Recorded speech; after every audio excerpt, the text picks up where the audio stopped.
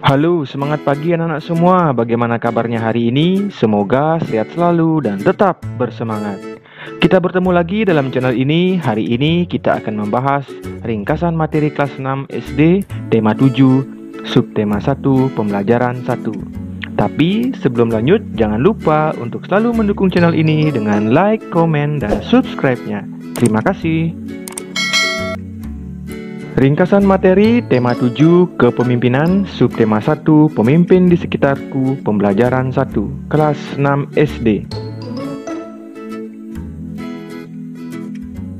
Bahasa Indonesia KD 3.3. Memahami unsur-unsur pidato. Sebelum menyampaikan informasi kepada orang lain melalui pidato, seseorang perlu melakukan persiapan terlebih dahulu, yaitu mempersiapkan naskah pidato. Saat berpidato, pembicara juga harus memerhatikan sistematika dari materi pidato. Konsep urutan sistematika pidato yaitu pembukaan, isi, dan penutup. Teks pidato terdiri dari 3 bagian, yaitu sebagai berikut. 1. Bagian pendahuluan. Bagian pendahuluan terdiri dari ucapan syukur, salam pembuka, dan tujuan pidato. 2. Bagian isi. Bagian isi menjelaskan permasalahan atau materi yang diungkapkan dalam pidato. 3. Bagian penutup. Bagian penutup berisi simpulan, saran, dan imbuhan, ucapan terima kasih, ucapan permohonan maaf, serta salam penutup. Beberapa hal yang harus diperhatikan pada saat menyampaikan pidato antara lain lafal, intonasi, sikap yang tepat, dan juga unsur-unsur dalam pidato.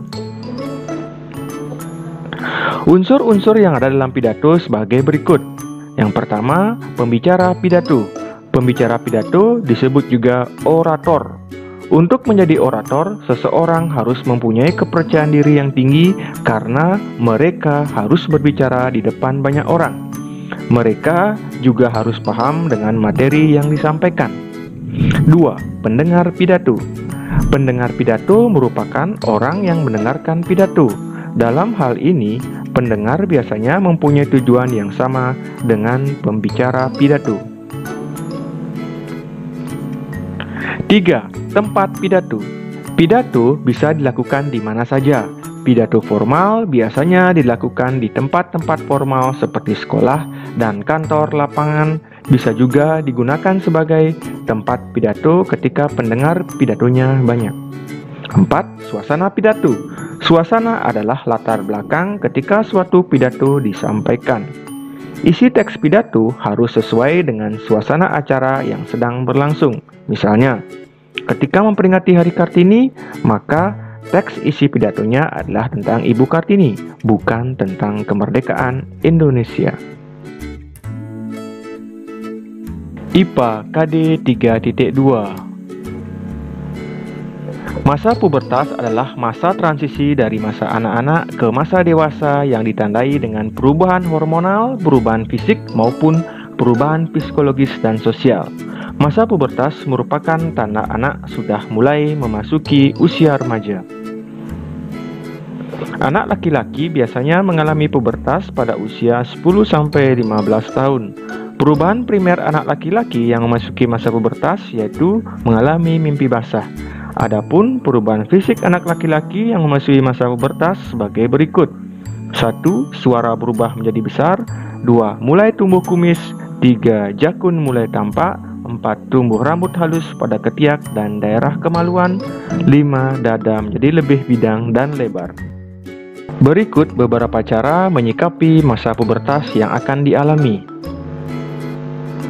1. Menjaga kebersihan tubuh dalam masa pubertas.